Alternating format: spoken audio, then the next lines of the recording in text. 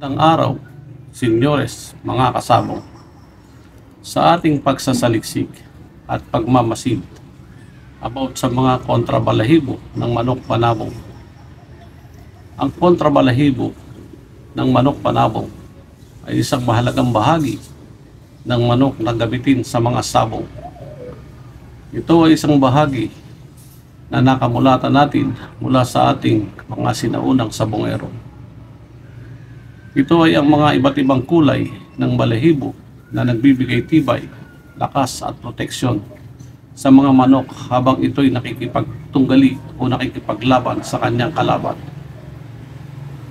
Ang tamang kontrang balahibo ay maaaring magpanalo o magpatalo sa isang laban, kaya't ito'y mahalaga para sa mga manlalaro ng sabong.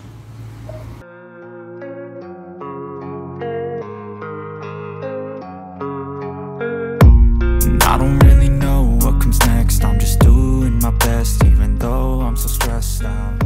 Ang tamang kontrabalahibo ay dapat na malinis, matibay at malasutla.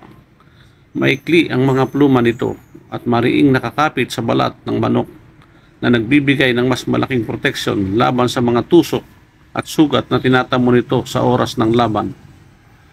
Nang unang panahon, ang ating mga sinaunang sabongero ay karaniwang ginagamitan ng iba't ibang pamamaraan ang kanilang paglalaban ng manok upang manalo o magwagi sa laban.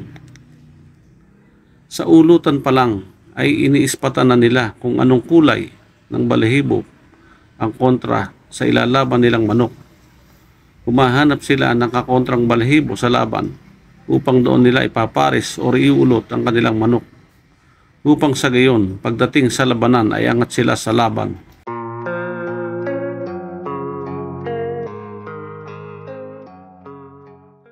Mahalaga pa rin tandaan na wala pang sayantipiko na nagpapatunay na pag inilaban mo ang iyong manok sa kontrang kulay ng balahibo ay 100% ka na mananalo sa laban.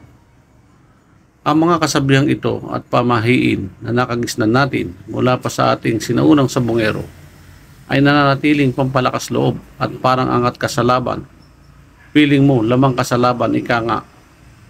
Mahalaga pa rin ang regular na pag-aalaga at pagpapahinga ng manok panabong upang mapanatili ang kalusugan at kalakasan ng mga kontrang balahibo nito.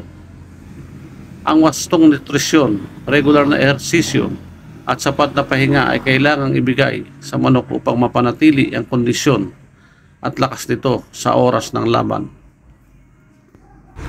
Hanggang dito na lang po. Marami pong salamat. Mabuhay tayo, senyores, mga kasabong.